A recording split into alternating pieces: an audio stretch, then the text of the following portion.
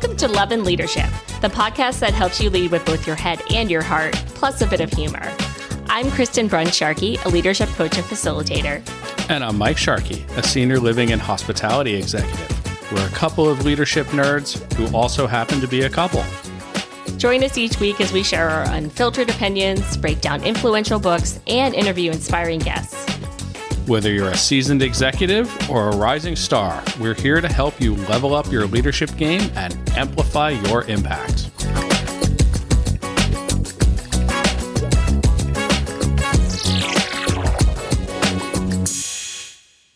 Hello, and welcome back to Love and Leadership. I'm Kristen. And I'm Mike. And we have a very special episode for you today. It's going to look a little bit different from our typical episode formats, but we are tackling something really timely, which is how leaders can support mental wellness during a super high stress period like the rapidly approaching U.S. presidential election. That is, once again, extremely polarizing and high tension for the third election in a row. So as we've said before, this is not a political podcast. So we're not going to be talking about the issues here, not because we don't care about them, but because we really want to stick to the charter of this podcast. I also know a lot of people are just on news overload in general. So don't worry, this will not be that if you're kind of looking for a break. But what we are talking about is what this means for leaders, because what you don't want to do is just simply pretend that the election is not happening, because it does have a tremendous impact on your employees. And with the tensions running so high, everybody feeling the weight of the world, it's on leaders to just not just manage their own stress, but also support their teams.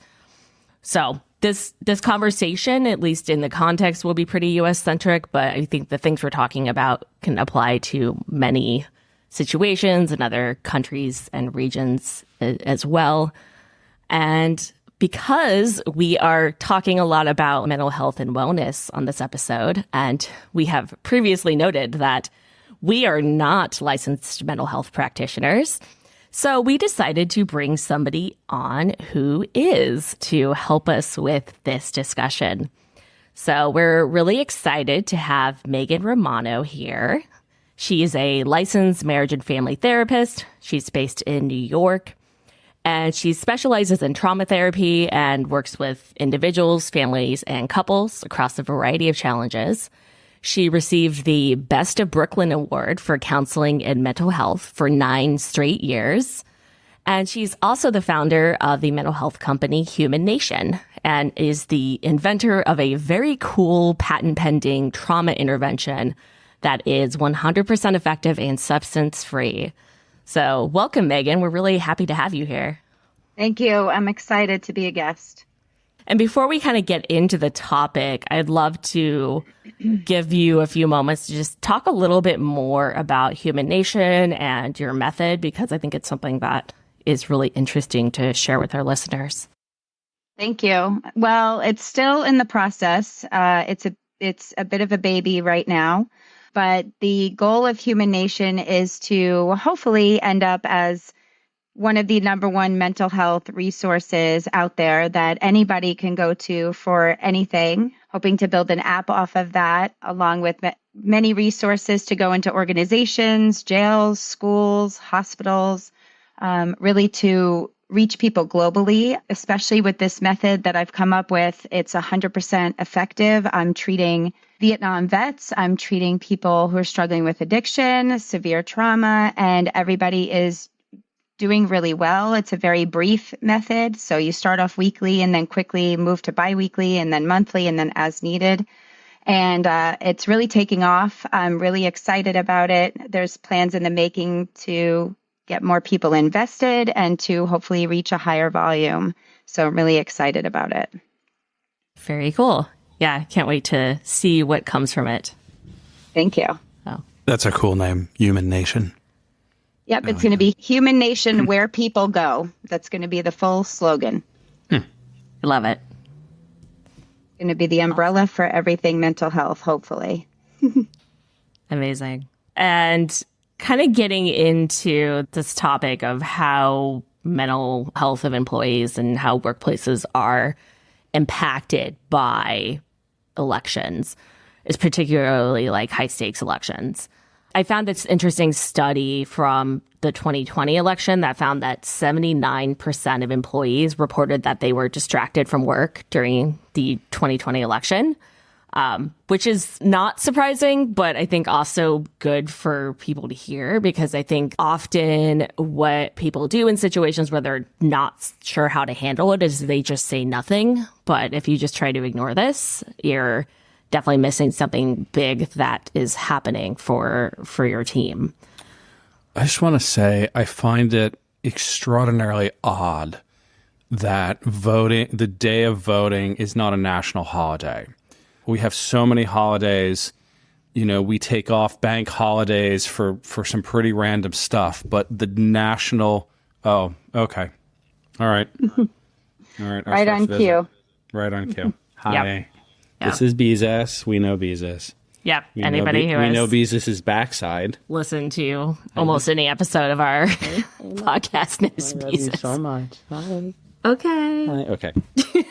All right. Everybody get a view. All right. Good. There she goes. Upside down cat. So automatically, like, the first thing is like to let people go vote if they want to vote, and not make that a problem for them. And I imagine there's a lot of workplaces that are not very supportive of that. You know, people are like trying to get to the polls before, after work. It makes no sense to me. Yeah. I don't get it at all.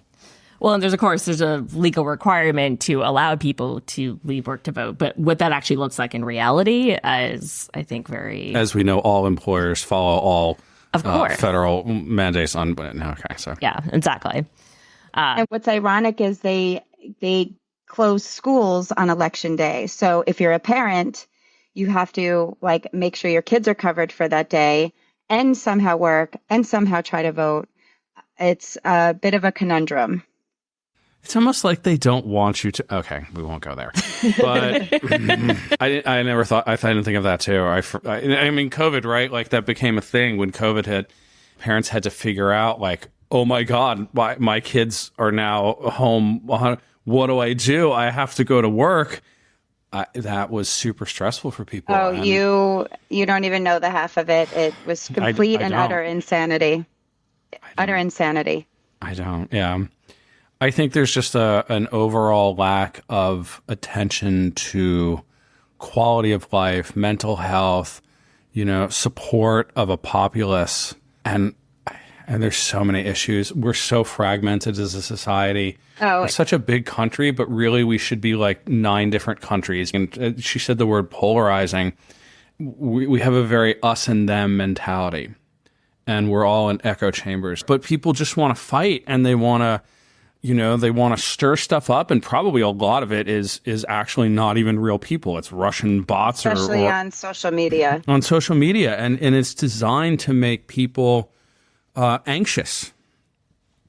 So how do we fix all that, Megan? Well, and I feel like I treat people all over the globe, and of course they're processing the election with me, the economy, who's running. It's very polarizing. Polarizing is the word I've used for quite some time, and in my opinion, there's no other way to describe it. I used to live in New York City, and it's one shape there. And then I recently relocated out to Long Island, and it's another shape out here. And even raising kids in this environment, it's very different with what my children assimilate on a daily basis politically. And I feel that everything is based out of fear, that we do everything to keep people and to not feel alone. And people are very fearful about their money. And I think being fearful about your money is driving everything, right? Fearing one party is going to destroy the economy, fearing the other party has destroyed the economy. What is this going to look like if we go to war again? What does the healthcare look like? What do the resources look like? And unfortunately, what's been magnified is the hate. The hate is hemorrhaging money at this point. And it just seems like there's such a divide. I always joke that I wish there was like a purple party, where you can mix them together and be just strictly for people of no matter who you are.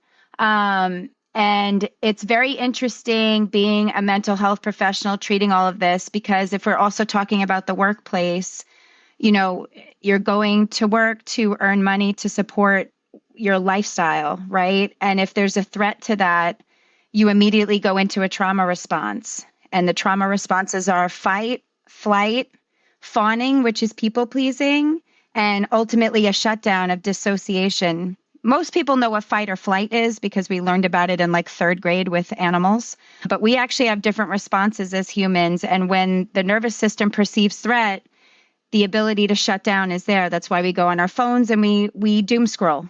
We do that to dissociate. And we go on things like Facebook. I call it Facebook because nobody's really being real there and everybody's keyboard courageous. And treating this is I love it because it's what I do, but like the stress level that people are facing right now is at an all-time high. Not to be morbid, but the suicidal tendencies are definitely high, especially, believe it or not, in men. Men, a lot of their worth is wired in their job and what they are bringing home. And if there's a threat to that, it's very scary. And if you have a boss that is not an effective leader who is kind of perpetuating all of this, it can really be very, very difficult to navigate. And a lot of times therapy is not normalized, right? So it's not like it's been advertised as okay to do, even if you are a strong man who was taught that you're not supposed to talk about your feelings. Well, this is all about feelings. Everybody's got feelings. That's what's kind of going on right now, right? So I find it fascinating right now and what this election is bringing out. And I think as a leader, it's really important that you try to stay regulated as best as you can and try not to fall on your triggers. If somebody has a differing mindset than you, not trying to change that mindset, but really try to listen with empathy and meet somebody where they're at and really try to model staying regulated throughout all of this, because the workplace is a huge trigger for most. And then you go home and it spills into your life. Many don't shut their brains off after work. They just keep going and going and going and checking the emails and checking the text messages and not sleeping well because of it. Staying regulated as a leader is probably my number one advice. And what I mean by regulating is making sure you're in a calm state, making sure you're not triggered, making sure you yourself are not in that fight or flight or freeze or fawn state so that you can meet somebody where they're at. We all want to be heard. That's what all of this is. Everybody wants to be heard. Everybody wants to be noticed. Look at narcissism, right? It's like the number one way to show, hey, everybody, look at me and how wonderful I am. So these are trauma responses, in my opinion, and we're doing things to survive because it's primal. We're wired for this. We're reading Brene Brown's book, Dare to Lead. She's amazing. She's amazing that we're doing. Yeah, that we're doing for our next LBC. And she's breaking down empathy, and there's like 5 characteristics of empathy. But the first one I find very interesting. It is perspective taking. And it's the ability to put yourself in the other person's shoes. Right. I have close friends who have very different political beliefs than me, but I understand where they're coming from. And I understand what motivates, their thinking, or I try to anyway. Right. All that you said really resonates too. Like first leader, heal thyself, right? So first you have to be calm and undisturbed or at least pretend to be. Yeah. Well, and you can't have empathy. You can't have empathy unless you feel. So when people are dissociated, they're disconnected from their bodies. They're not feeling. You can't meet somebody where they're at in a feeling unless you have felt yourself. And we are conditioned to not feel. And when our body is made to feel. And so emotions are different than feelings. Feelings are labeling something, but emotions are in your body. when you feel an emotion and you actually feel it out, which is a lot of what my method is, I call it restorative emotion regulation. You are feeling the sadness and locating where you feel it so that you can get it out. Even if that means crying, people think crying is weakness. It's not. It can be euphoric, and it is just salt water. That's all it is. And people act like it's acid, destroying you. But that's childhood trauma. We grew up in environments where crying was a sign of weakness, right? And so trying to normalize crying is really important, and trying to feel these things.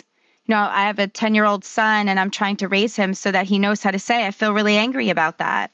So he doesn't want to go do something impulsive and take down a mass amount of people in a school because he's had a bad day. I want him to be able to feel his emotions, get it out, be able to yell it out, do what he's got to do so that he knows what that feels like. You can't have empathy unless you're feeling. Otherwise, it's sympathy. And Brené Brown talks about the difference between empathy and sympathy. Most people are sympathetic. Death is a perfect example. When you have a death in your family, you see who has empathy and who has sympathy very quickly.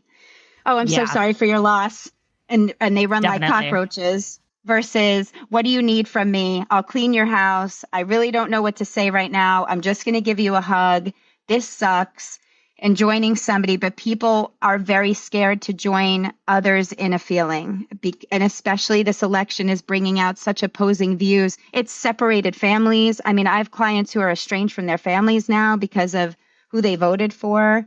And it's really sad that we haven't perfected the art of just listening, and that we think listening is some hippy dippy stuff, right? It's like, oh, you must be a total liberal because you want to hear. It's like, no, that's just ears, and we're just listening. Like, it's just a main skill for communication. It's not a political party. It's just hearing, so it's when you're a leader and you're not hearing your employees, I think it's just one of the worst things that you could possibly do as a leader, especially with this.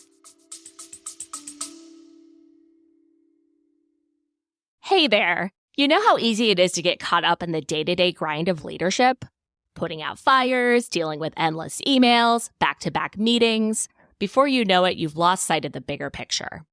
If you're feeling overwhelmed or disconnected from your leadership purpose, I've got something for you. And it's completely free. It's a 5-day leadership reset challenge I've put together. Each day you'll spend just 10 to 15 minutes on a quick exercise.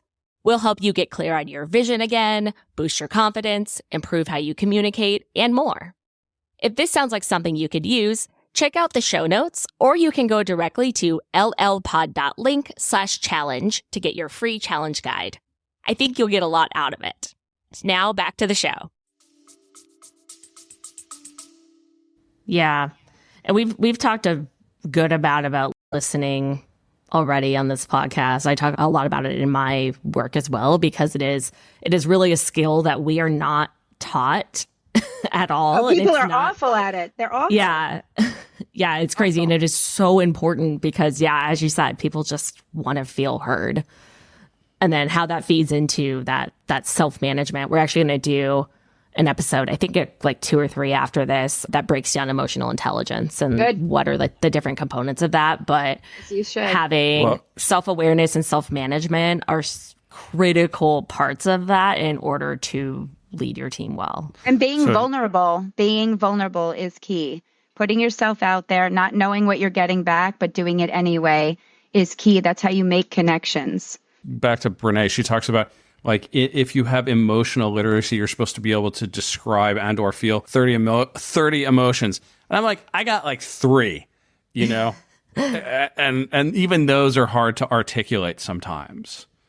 You're working on them, I'm sure. Well, sure. But men too, like, we're the only emotion that we're really taught that it's okay to feel as a man is rage or anger. Yeah, anger. Anger, that's cool because that's manly. And even being able to like articulate the difference between, angry and sad can be hard. Yep. I'm almost 15. It's like, I don't 100% know what I'm feeling. I know I'm feeling something, maybe. That's progress. Like, a lot of people don't even know when they're feeling something. Okay, so knowing that you're like, and I like to break down words. So emotion is literally E and motion. So there's some sort of motion of energy or Yep. thought inside you, right? Yeah. And that's why you And- get visceral reactions when you're triggered. Sure. You know, And where then where do you feel sadness? Where do you Yep. feel anger? You feel it in Yep. different parts of your body, and people don't understand that it's all in your body. Your body is screaming at you. We just ignore it, or we over medicate it, or we numb it out with drugs or alcohol or shopping or sex, or it's like, shh, you know, and meanwhile, it's like screaming at us, like, no, I got things to say, but we're so in that left brain and that logic brain dictating everything that doesn't care about emotion. Emotion's all the right brain, and the right brain is connected to all the bodily reactions for when you're triggered. But we stay in our left brain. That left brain loves, I call that left brain my nagging nana. It loves to whisper stuff in your ear, that inner critic that's like, everything is bad. You are terrible. You're never going to amount to nothing, especially if you've grown up with any type of childhood trauma. Those are the inner voices that stick with you. That's how I came up with this method too, not to keep promoting it, but the whole point of it is to align the nervous system to be able to feel an emotion at the same time as talking it out, at the same time as trying to breathe it out, so that you are in a calm, regulated state when it's over. And if we can't feel emotions, we're just not in a good situation as a society. We're really not. Yeah. Yeah, and I mean it's interesting because the definition that you brought up, that part of the definition of emotion is that it is in motion, it is inherently temporary, right? And Yeah. I think that's, as somebody who has definitely struggled with identifying and feeling my feelings, I You think don't that's- have feelings. Oh yeah, totally. You I'm a I robot. don't, yeah, I you're wish. a robot. Not really. I don't. You really do wish that. Look little- at that. I a little bit wish some it. truth. But part of, I think, what a lot of people, including me, struggle with is that, like, when you're trying to avoid this big scary emotion, right? But often the act of avoiding it is more It's painful way worse for than you. the emotion, because the emotion is temporary if And you just sit in it. So long when you avoid it. It lasts Yeah. so long. The torture lasts, but we were never taught how to regulate ourselves. We were never taught how to identify an emotion or anything like that. But it's in us. It's absolutely in us. If you give yourself time and really tap into these things, you're able to identify an emotion. You know, I used to be a therapist that handed out feelings wheels to everybody. Here's your feelings wheel. Here's your feelings wheel. And now with this method, I haven't touched a feelings wheel, because now I know it's within us. We do have the ability to identify these things. And once you kind of feel it out like a wave, it's just a wave. It's just temporary. I tell my clients, this is for now, not forever. And once you get through that wave that you thought was so terrible, you feel accomplished. You're exhausted. You're definitely exhausted, but it's like a workout. You feel like you accomplished something, and there's a sense of calm after that huge wave. You just got to get there, and sometimes it is the most debilitating thing ever. I call myself the traumatized therapist because I have significant trauma from my upbringing, and when I get hit with waves, they're so big. They're big. I'm a very big emotional person, and they are sometimes suffocating me. And when my mom passed away, I suffered debilitating panic attacks. And there's nothing, if you've never had a panic attack, you're lucky. But if you have, you know that they are the worst thing that you can possibly go through, because it feels like you're dying. It truly feels like you're dying, and you don't know the cause of it, and you cannot catch your breath. And it is the scariest thing to go through panic and not be able to regulate yourself.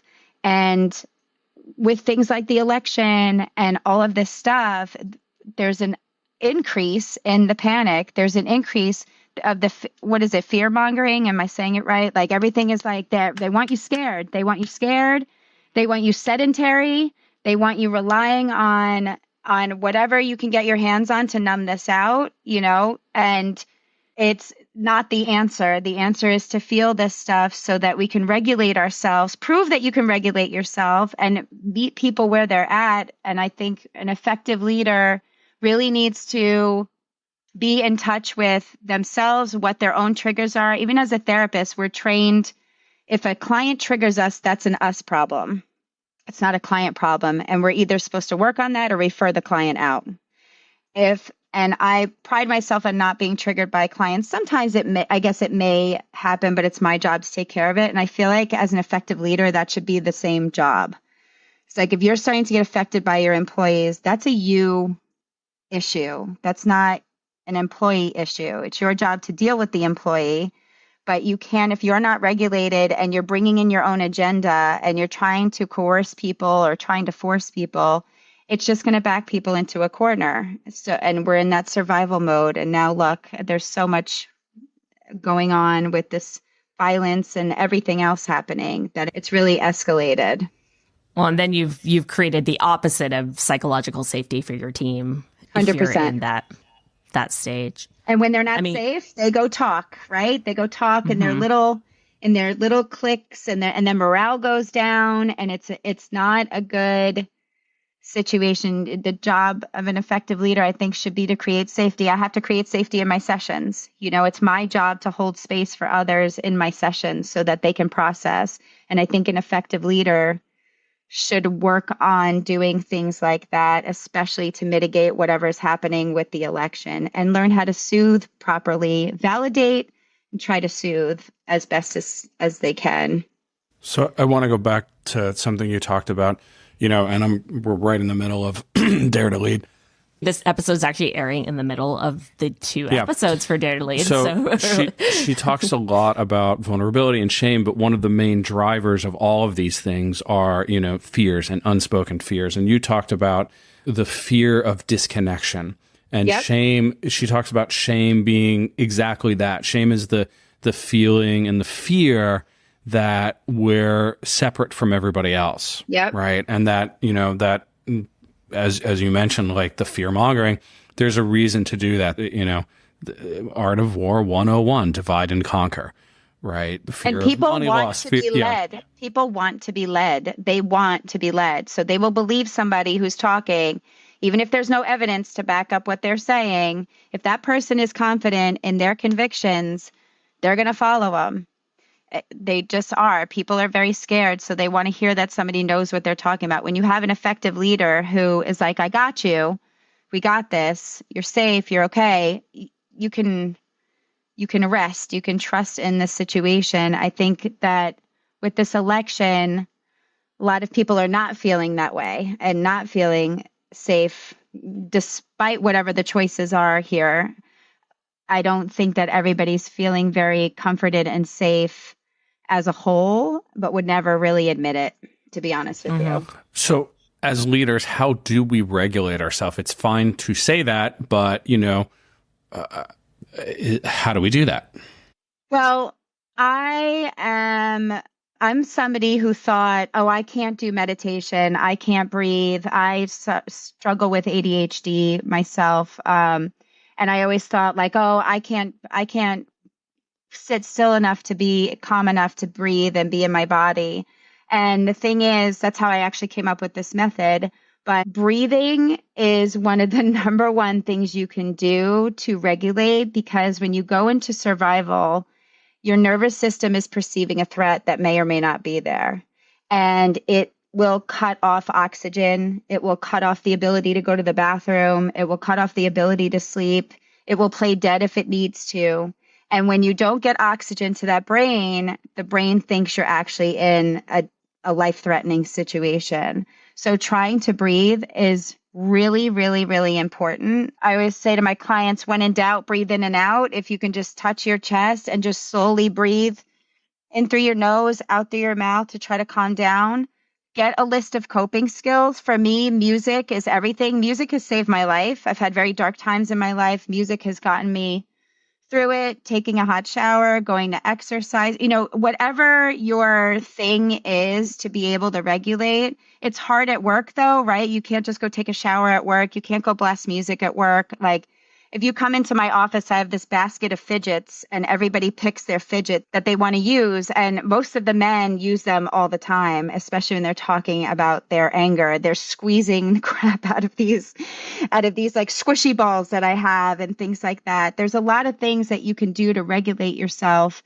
I've left audio messages on my phone if I just need to vent something out. I've went and screamed in a pillow if I need to get it out. I've called a friend sobbing if I need to get it out. You really need to be in touch with the things that work for you. You know, color by number may work for somebody, and going boxing may work for another person. Really being able to explore some coping strategies that are helpful. The ticket is to notice your body. When your heart rate starts going, that's the immediate signal that you got to abort. You got to just call a timeout. In our house, we actually have a safe word when we need a timeout, when it's just getting too much. And it works. It works. You know, you can take a break from a meeting as a leader and just say, you know what, this is changing direction. Why don't we take 5? I always recommend take 20 because it takes 20 minutes for adrenaline to come back down when you're trying to calm down. But you can take a break as a leader and say, hey, this is getting a little heated. Why don't we take a break? Why don't we take a step back?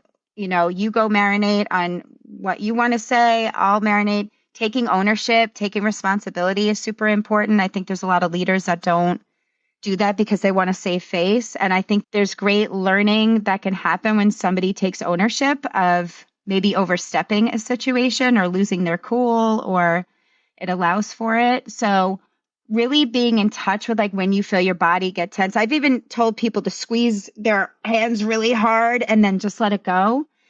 That is such a great release, especially if you have anger and things are brewing and you're in a meeting with somebody, right? You're in a meeting, you can't just get up and go. There's things that you can do to try to regulate and calm yourself down, because once somebody's triggered, they're not hearing you anyway. You're not hearing each other. It's just one-upping each other, getting defensive, perceiving attacks when there are none. And we really need to take ownership and really look at our part in these things. I hope that answers. Yeah. That's awesome. There's so many good things in there. And I think it's also a really important point what you said, like you can take a time out. And I think for one thing, that's something that most leaders don't really realize, because we're all like, oh, we have these strict meeting schedules. Yep. Go. Got to hold by them. But Power through. But it is so much beneficial. I mean, if you feel it happening in the room, for one thing, if you feel those tensions, like that is a great signal that maybe you need to call a timeout.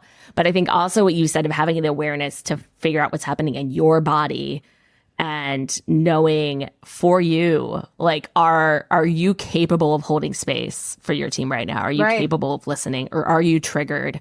Like, that is an entirely good reason to call that time out. It's not just about what you're feeling with your team, but also what you're feeling inside of yourself and how you're able to show up for that. Yeah, maybe you had a bad night the night before. Maybe we can't be on all the time. We can't be on all the time. So being vulnerable and being like, hey, I'm rescheduling the meeting this week because last night was not the best for me. Let's reschedule. Like, that to me models vulnerability. It models boundaries. It models knowing when to call it quits, and it models self-care for your employees so that they can be normalized and being in touch with how they feel. I think that's really powerful. It's like one of the best ways to encourage self-care and wellness for your team is to model it yourself. So, you know, I find challenge to, like, you say, okay, when you're triggered, first of all, the word trigger is a trigger. Is a trigger, and it's out there in the zeitgeist. It's a very negative word that has been co-opted as an insult at this point. Oh, are you triggered? You know, 'cause people use it to gaslight and weaponize. Sure. So we have some techniques that we can use when we're triggered. We breathe, we squeeze a stress ball, we scream. In restaurants, we cry in the walk-in. So we go in the walk-in and we cry and scream. I've done it many a time when I was away. And wail, and yes. And no one can hear you, and it's cold, so it's very safe. You know, I think there's a disconnect too. Like, we don't know when we're triggered. We don't know when we're operating out of that, and it's an altered state, right? You're dissociating. You're somewhat, you know, and you talked about adrenaline, and we know about this in jiu-jitsu and martial arts. Adrenaline creates an altered state. Yep. And if you're not practiced in handling that altered state, handling yourself in the altered state, you will do things that you did not mean to do or Yep. are You will not. black out completely. Yep. You will completely So how black do out. what are signs we can look for? How do we know when we're triggered? What are we looking for? Like what are Really? some Body signals. Like for me, when I'm triggered, maybe I'll start stomping around and scanning the room, and then maybe I'll start slamming some things here and there, talking under my breath. My breath gets rapid. Maybe I'll throw some profanity out there for good measure and start just looking for things to get like agitated about. Maybe my muscles are tense. I'm starting to sweat. My stomach is hurting. My body is aching. And again, that shallow breathing. Everybody's different in what they look like when they're triggered. But when we get to that, if you don't mitigate that in the beginning, what will happen is the nervous system will get so flooded that it has too much coming at it, and then it will dissociate. And dissociating is the ultimate trauma response. It's actually your brain kind of breaking off from your body. And so when you're dissociated, you can't really feel much. It's a very numb feeling. It's a very clocked out feeling. We dissociate all the time, but this is a very intentional thing, and it's what your nervous system does. It's playing dead essentially when the tiger is here. And when there's no way to fight, there's no way to people please, all systems shut down, everything completely shuts down, and you're just frozen. And we dissociate all the time. We dissociate on social media. I use social media as a trigger for the method. And what always ends up happening is the client is dissociating, is trying to clock out, is trying to numb out, is trying these things. So when you're disconnected from your body, it's hard to feel these things. And then we make up stories about that, right? Oh my God, I'm having a heart attack. It must be cancer. Well, it's just no, your body's perceiving a threat. So educating yourself on this stuff, I educate my clients tremendously on their nervous system. My clients are probably some of the most well-versed clientele out there, not because I'm so great, but because I really use psychoeducation so they know their own body. So they know this terminology. Oh, I dissociated a lot this week, Megan. I was overwhelmed with this. I was overwhelmed with that. Being able to identify what you're feeling, it's really important. I always recommend even writing stuff out and throwing it away is huge. Getting those thoughts out. You're in the middle of a meeting and somebody's being a jerk, just writing out, God, Marnie is being the biggest jerk. We'd rather it go out than stay in and just rip it up and throw it away. You know what I mean? There's different ways that you can just get it out because it will stay in the body and it will trigger. And if we have unresolved things there, it's going to really cause an abreaction. It's going to really cause an overreaction or a bad reaction to something that shouldn't be. Like if my boss wanted a meeting with me, I used to catastrophize and go, I'm getting fired. I'm getting fired. I'm getting fired. I'm getting fired. I'm getting fired. What's right? that like? And it's like, hey, I just wanted you to complete your note from Thursday, and I'm like, oh my God. Okay, I thought I was getting fired, right? It's like the sending the like Sunday night meeting request with no context whatsoever is a great way. Oh, I love that. To do that. Put it on my calendar, 8 a.m. Monday morning. Okay. Right. I'll be there. Exactly. Yeah. So exactly. I read a cool book called The Upside of Stress, and they talk about post-traumatic stress growth a lot. But there are other stress responses besides fight, flight, and freeze. There are healthy ones that you can turn, even overwhelming stress into. There is a tend and befriend response.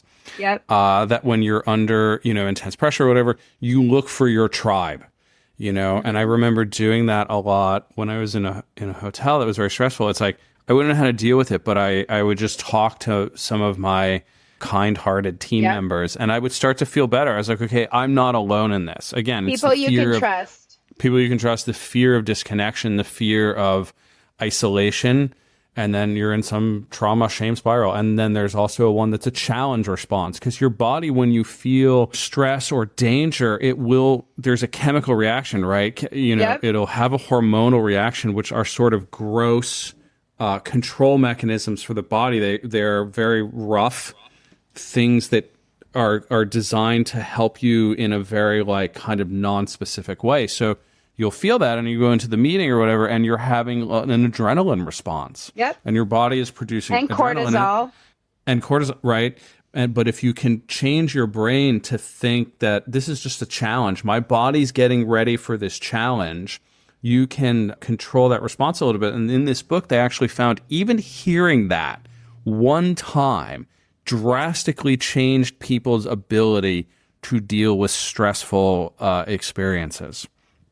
And they also like found interesting things where like people who had experienced PTSD, they gave them like more cortisol or something. I gotta look back, like right afterwards, and it helped them like transmute the experience.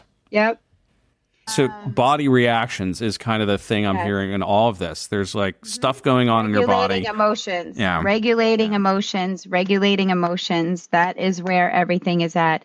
Regulating, allowing yourself to feel it and get it out. We're not trying to push it aside. Sometimes it comes up when we don't need it, and we can do things like contain it and put it somewhere temporarily, but we do need to get to it. It's essential. And that's what, if you can feel your emotions, you will develop empathy. You will develop empathy, because when somebody says, "Oh, I'm so sad, I lost this person in my life," you can connect with sadness and go, "Oh, it's the worst." Like, I've lost a parent, and I always say when you lose a parent, you're a part of a club that nobody wanted to be a part of, right? But there's great peace when you meet somebody else who's lost a parent. It's like this unspoken thing. Like, we're in this club now. Like, we're in this club where our parent is no longer, and death is very final. Ambiguous grief is different. Ambiguous grief is when you're grieving the loss of somebody who's still alive. Ambiguous grief is a lot more complicated, but death is very final. And so when my mother died, I got a lot of sympathy, but not a ton of empathy. And the ones who stuck around the longest were the ones who were the empathetic friends who, on the death anniversary will send me a little, "Hey, just thinking of you today," because she was nice enough to pass on New Year's Day. So there's that. But so they're reminded New Year's Day is when my mom passed. So those little texts mean so much. And it's like, oh, they get it. Like when somebody gets it, even a therapist, I could be the most well-trained person in the world. I could have all these fancy degrees and be a part of the things that I'm a part of and all of these things. But like, if I can't establish a relationship with a client, all that doesn't matter. It's all about relationships. Like, if we can't establish and maintain relationships, we have nothing. And that's what campaigning is, right? You're out there schmoozing for the relationships. You're trying to build this relationship, whether it's based on false pretenses or not. You're trying to get the people, right? And you're trying to get them by the masses, and you're trying to say what they want to hear and soothe these things and whatever. So, and that's why I think this election is so polarizing. You have these two very different things coming up, and using things that are very, very sensitive to us. Our money, our livelihood. We're working hard, and a lot of us don't have a ton to show for it, and we're scared. So it's hard to believe who's talking when it's so polarizing. It's interesting. The polarizing, the word again, it's poles, right? It's magnetic, north, south. They're the opposites. And I actually heard someone talk about, I don't remember who, that the U.S. political spectrum is actually far more narrow than what we're led to believe. That if we were in a lot of other countries, it would really be the same political party. That the spectrum of left and right, like, there's so much more on the political spectrum than we really deal with. Yep. They're very kind of. Oh, here we go. Oh my God. Right on. Beezus, no. Oh my God. Beezus, no. Did she triggered Siri. Okay. For anybody who's not watching the video, Beezus just literally walked over the keyboard. Hi, Beezus. My laptop. I think the real message, we can all regulate like cats, and when in doubt, take a nap. Yes. Right. Yeah, right. Stress, We take have a nap. to normalize Angry, rest. take a nap. We do have to normalize rest, because we're in a society where it's like, if you have time to lean, you have time to clean, especially in New York.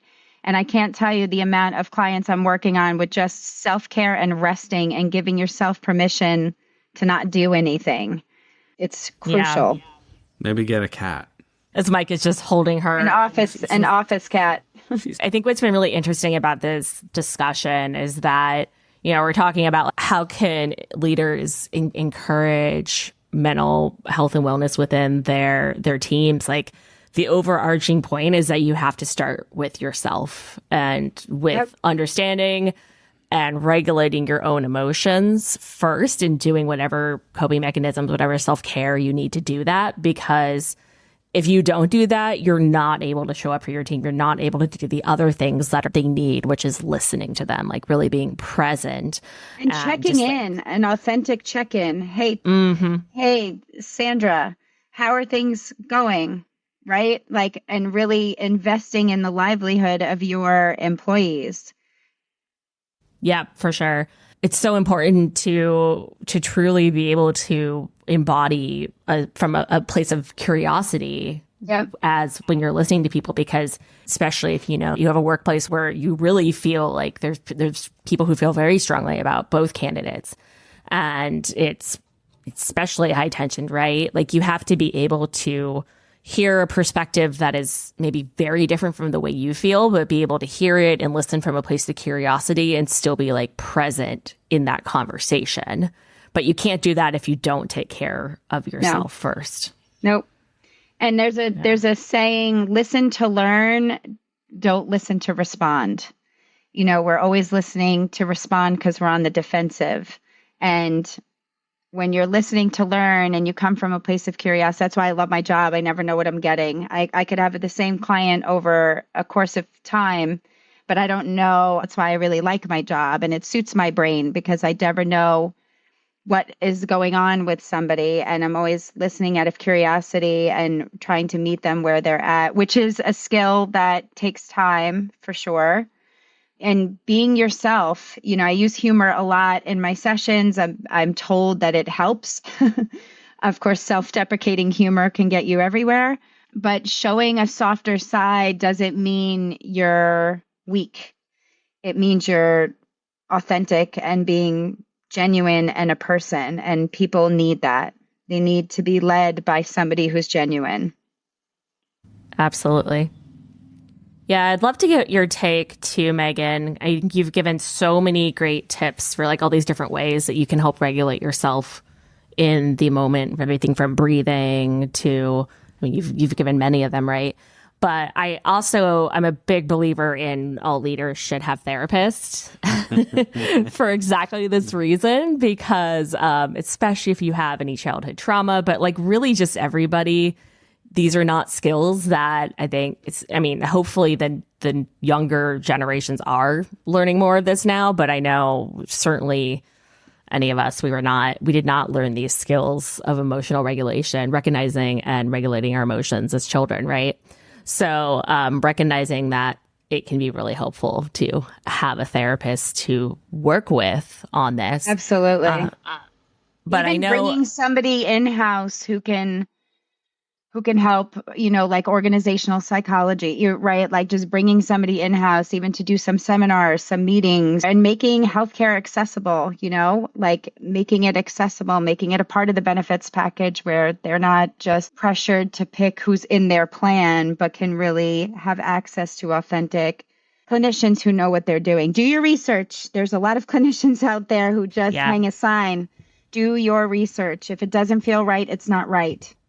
And that's actually, I was just going to ask you on that, because I know when I talk to people who have not been in therapy before, a lot of what stops them, other than, stigmas that may exist in their families or in certain like workplaces and cultures. But another thing that stops them is that it's incredibly overwhelming to find a therapist who is a good match. So if there's somebody who is a leader who knows that these skills, like especially on like emotional regulation, is something that they need to work on and something that they would benefit from seeking therapy for, like, do you have any recommendations for how they can find somebody who is a good match for that? A majority of therapists advertise on Psychology Today, including me.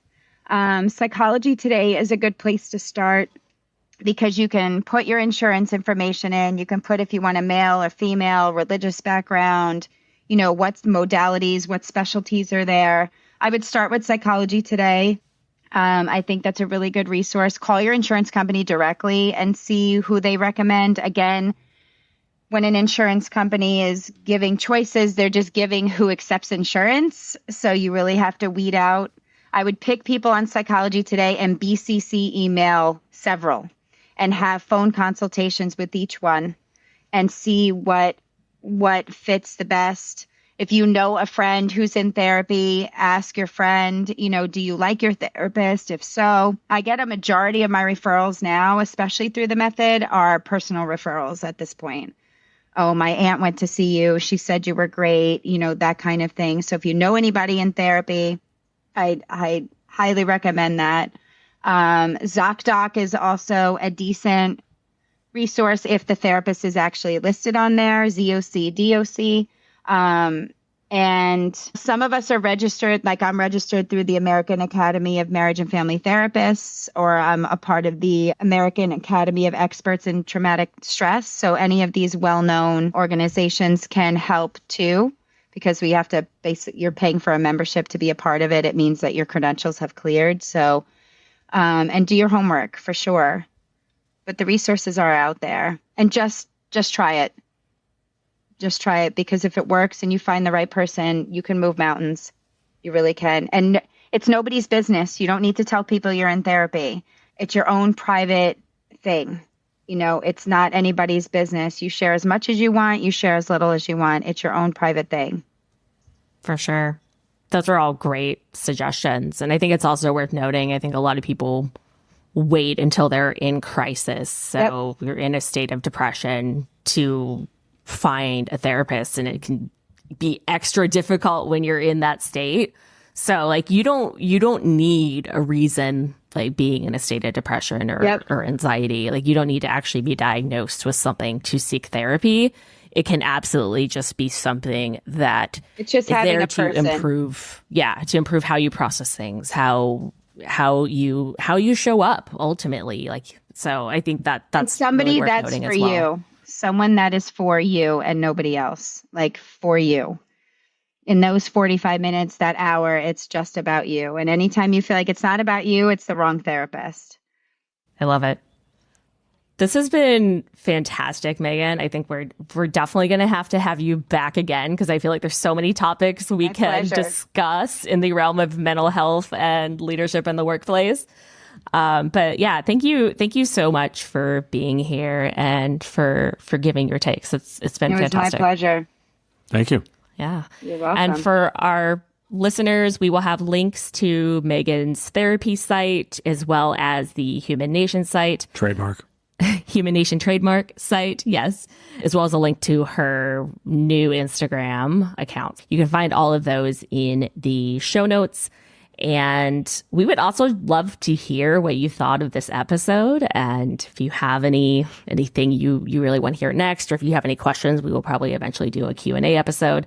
You can always reach out to us at loveandleadershippod@gmail.com, or you can DM us on our Instagram, which is at loveleaderpod.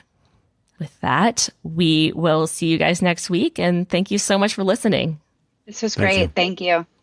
Thanks, Megan. The Love and Leadership podcast is produced and co-hosted by me, Kristen Brun-Sharkey, and co-hosted by Mike Sharkey. Please rate and review us on Apple Podcasts, Spotify, or wherever else you get your podcasts. We can't stress enough just how much these reviews help. You can follow us on LinkedIn under Kristen Brun-Sharkey and Michael Sharkey, and on Instagram as Love Leader Pod. You can also find more information on our website, loveandleadershippod.com. Thank you so much for listening, and we'll see you again next week.